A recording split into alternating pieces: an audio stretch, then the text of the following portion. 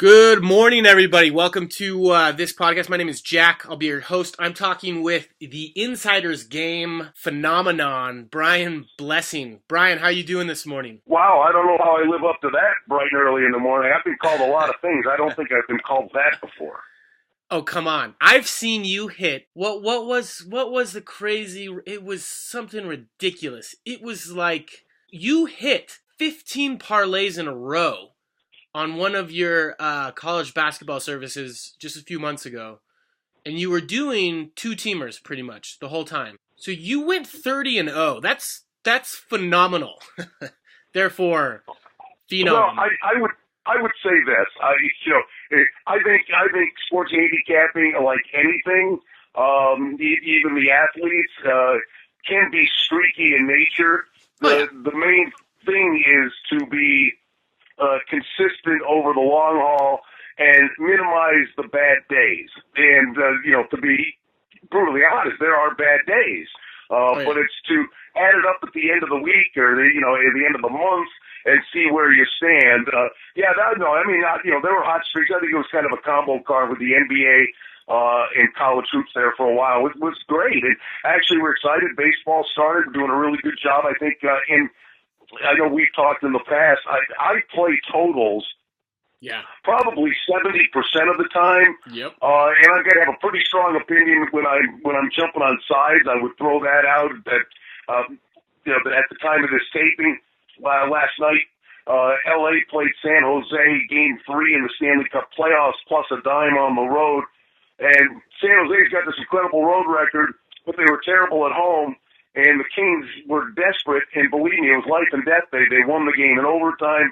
We found the horrible Atlanta Braves plus a quarter the other day because they actually had a decent pitcher and their bats had come alive. So you try to find your spots, but I think the main thing for any handicapper is do what you do best. And I've always said, I think totals are the way to go because you can get a bad bounce of the ball or you're on the right side and then a bullpen comes in and blows the game that you thought you had won. But for the most part, the pace of play in the game is 70% of your handicap anyway, so why wouldn't it be 70% of what you play? 100%. I mean, and to get back to that streaky nature you're talking about, I mean, from what I understand is the most successful cappers out there, or the most successful sharps for that matter, they're good at finding an edge and riding it through. And they never last, Whenever these big articles come out, these in-depth, fascinating articles with some math genius who was taking Vegas for everything it was worth. It always came to an end, So I feel like sometimes you get on a trend, you can, that pace of play is working. The house is doing something wrong, or the public is buying into something that isn't there, and the sharps jump on it. But eventually it'll stop. Eventually it'll end, and then you've got to kind of recalibrate. But no, kudos to you. I mean, don't sell yourself short here. I pay very close attention to every service that you offer because I just know of your ability. I've seen you take on the house. I mean, I've seen you go on sick streaks, which is essentially you leveraging those edges. So congrats to you, Brian. Well, I think the thing is too, there's so much information on both sides of the counter. It is rare, so rare now, to find soft numbers. So, you got to believe in what you're thinking and have conviction in what you're doing. That doesn't mean there aren't numbers and opportunities that present themselves. I would just throw this out, and I was kicking myself that I didn't have him at the front end of the Masters. But the beauty of the mobile apps and in-play wagering, I watched the Masters for the first 2 days. Yeah. And on Friday, he was 4 or 5 shots back. But with the windy conditions and knowing that Sunday the wind was going to lay down, I got Danny Willett at 50-1 on Friday. So I was able to cash a really nice ticket there. Yeah. Game 1, Boston and Atlanta. The Celtics couldn't shoot it in the ocean in the first half. And Atlanta led at the intermission by 17 points. So I grabbed the mobile app, and I'm willing to lay, seriously, I was thinking the number would be 6.5, 7. Mm-hmm. And I was going to lay it with Boston. and the halftime number popped up, Boston -3. I almost fell off my chair. I called a friend, and I said, they'll have this, you watch, they'll go on a run, it's the NBA, I bet you they get it down to 6 or 7 by the end of the third quarter. They came all the way back and took the lead. I was going to lay 7, because basically all they had to do was lose by 14. Right. And they came all the way back, and literally, they ended up losing by a point, I believe. But they came back all the way and took the lead. So in-play wagering is a big deal now. There are just opportunities that do present themselves, and in many instances, the books are trying to attract money on the other side, and there's reasons why. But you have to be patient, do your due diligence, and find the best number you can when you can. In football season, we do our early releases on Tuesday. Yeah.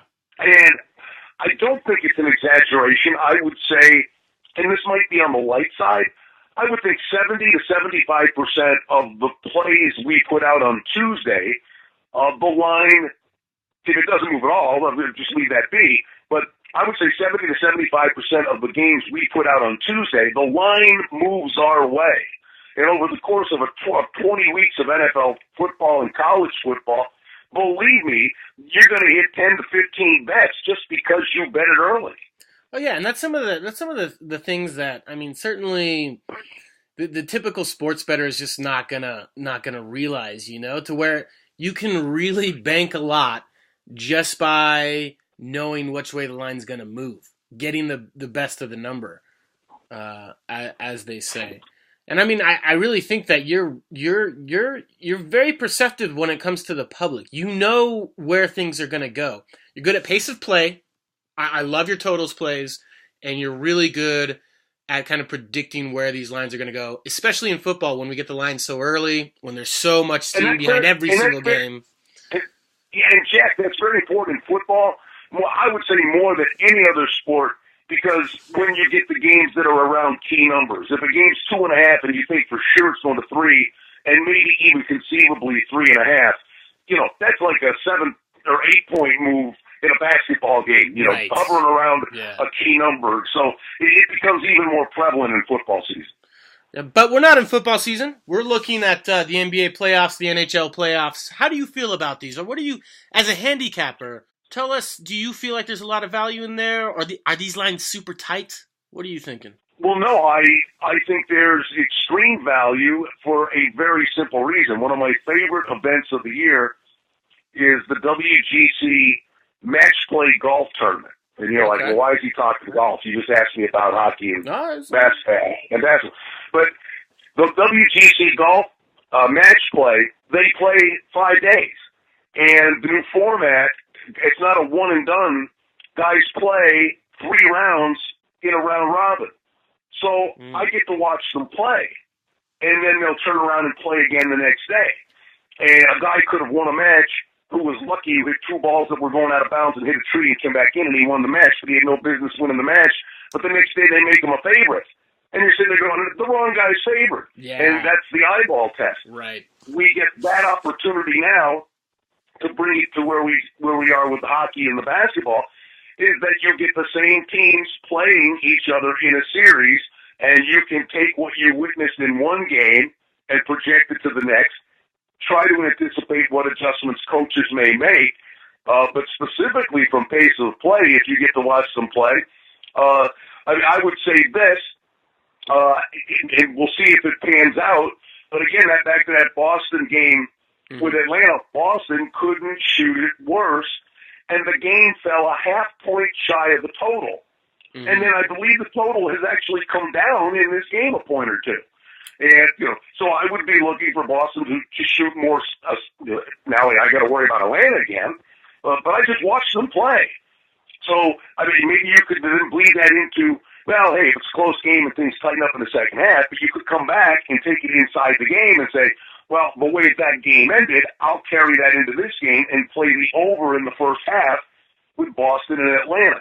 And I think that's the advantage you get because you just got to watch these 2 teams go head-to-head, and we're going to get to watch them play for a week to 10 days. Yeah, definitely. I mean, there's so much opportunity in that in-game wagering. I mean, just what you explained right there is I mean, that's pretty solid advice I'd say to any of our listeners. If you're listening to this in time, then you want to take that into consideration. Hopefully, you've got somebody who can take in-game wagers, and that's a big thing. I mean, for guys like us, if you're in Las Vegas, it's not that hard. But I think most online places do in-game wagering, but a lot of local guys, I don't think that's an option. I mean, I'm not sure. Well, the one thing that's immensely different, here in Las Vegas now. Yeah. When I first moved here, and we were, with the odds-making company to put the opening number out. By the time I had gotten here in 2005, they had gone from 90 clients down to 31. Now, their service was still going to those 91 places, but it was the consolidation of the industry, right, where one place became the hub for 6 or 7 satellite books. And so all of a sudden, there was fewer opportunities for guys to run around and shop for numbers. And literally, that ship had sailed. Yeah. But now, everybody has gotten into the mobile app business. So what they've ended up doing, if you have multiple mobile app accounts or however you may be doing it, it's in your best benefit to have several accounts, is the ability to shop for numbers is actually back in play because of technology. Yeah. So, you have one place, and again, I'll throw out the football, but I mean, this happens now in basketball. But I mean, one place could have the Packers -2.5, and another joint or another mobile app could have them -3. Yeah. Well, obviously, you've got the huge opportunity. And then at the one place, if it goes to 3.5, now you got the opportunity to sit there and say, man, I hope this game falls 3 to catch a middle. But you can shop for numbers again. And believe me, that was kind of gonzo for a good decade. Yeah, no, it's fascinating the way technology is working out. And I feel like we're still on the tip of the iceberg. I feel like there's a lot of stuff that's going to come out. I mean, obviously, DFS is essentially a product of technology. But that doesn't exist without today's internet, today's technologies, today's connected culture. Well, the other thing I would say, these are huge opportunities. I love the postseason in football and obviously the Super Bowl. And many people will thumb their nose at it. I just can't do the fantasy baseball. I follow the baseball, but I just can't devote the kind of time to be successful in a fantasy baseball league. And it's funny, that's you wanted to deem it the quietest time of year where you could do something. I just can't devote that kind of time to it. That being said, even though football is insanely busy, I'm knee-deep in several fantasy football leagues, and a lot of people shoot holes, and that's not bad. It helps me. Believe me, it helps me. Because I'll watch a game that's 35-10 and it's a blowout, but I'm watching it like the score's tied because I have a guy in the game that's going to make my weekly deal, be a winner or a loser. And I think you can utilize that to help you in your handicap. Any little tools can help the cause. So why I even bring that up is that the proposition wagers now exist in all sports in many instances on a daily basis, where you can be betting individuals. If Klay Thompson, Curry's not out of the lineup, for the Warriors in Game 2 against the Rockets, and they put Klay Thompson, points at, I think it was 21.5. I could be like, maybe it was 21. Well, he lights it up. I mean, he was the go-to guy. I mean, you can find even individual players that is the best play in a game. In a game that you have doubt, you can still find an area of the game where you have conviction. Yeah, definitely. Yeah, I mean, you're kind of touching on efficiency, making the most out of your time, being able to absorb all the information.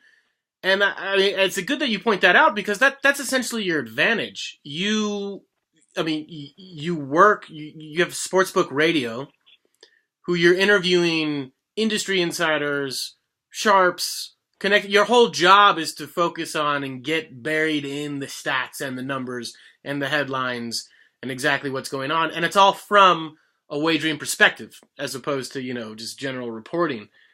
So I've always thought that's one of your biggest advantages is the fact that everything you do, your personal life, your professional life, what you do for fun, it's all sports and sports betting. Well, the radio shows, to be honest with you, I mean, it's a lot of fun. I mean, but it's an opportunity, and I really do. I highly advise people to listen to it. If I could do the gratuitous plug, sportsbookradio.com. Every show's live and archived there for you. I mean, we've got the top sportsbook directors in the world on the show. I mean, each and every week. And then the beauty of it is, to a degree, they're competitors, but it is a very close-knit fraternity. And in many instances, they'll be on at the same time, and it's in their best interest. If one sportsbook director says, "Hey, I'm -2.5," the other guy comes on and says, "Well, I'm -3." Well, they realize by being on this show, they're going to drive the people that want to take the points. Half of them are going to go to the one joint, and the people that want to lay the points are going to go to the other place because they know they're getting the best of the number. But then when you have these guys hot stoling it, or when we just talk to them on a daily basis, we ask them, what do you anticipate? Well, where do you think the money's going to come from? And then there'll be certain instances where a certain book could have huge liability on future wagers, so that you're actually going to get a really good number at that place because they're trying to attract money on the other side to offset the potential loss they have on a future. It comes back to the same thing, trying to get the best of the number. Precisely. And where can our listeners get your picks? I mean, Sportsbooks Radio is your radio, and then theinsidersgame.com. Basically, it's all sports. I mean, it's a great time of year with the basketball, hockey, and baseball. We're going to have the Olympics this summer. I think that's going to be pretty interesting in Las Vegas for the first time in forever. They're going to have Olympic wagering, but the NFL draft is coming up here in a couple of weeks, and you look at what the Tennessee Titans did with this trade. Yeah. They're going to get stick to the top 76 players. They got to get it right now, get the right guys. But this is a different time. It's a different era. That it used to be, players would come to training camp to get into shape. Now it's a year-round job. And it used to be that, the rookies would come in and they try to ease them into the lineup and find ways for them to contribute. And it's a different animal now. The draft is a monster deal. Most teams, the first through the third round, those first three guys, they are supposed to now be plug-in starters. So you got to watch this draft. Some teams go as deep as the fifth round, where guys are coming in and becoming starters and making contributions. So this is a big time of year to be doing your homework, and before you know it, we'll start doing the college conference preview. So it's always as one thing's winding down, the other's about to begin. Yeah, no kidding. It's definitely nonstop, and those once every World Cup and the Olympics. Now the Olympics, that is absolutely fact. I'm sorry, I have to ask you. I'm just too curious. Is Brazil going to have a president by the time they host the Olympics? I mean, they're going through this unrest and this craziness, and I'm wondering if you're not focusing on the Olympics now. I mean, that makes total sense. I mean, you might as well wait until we get closer, but. Have you looked at that? Have you kind of looked at like the political turmoil going on, or?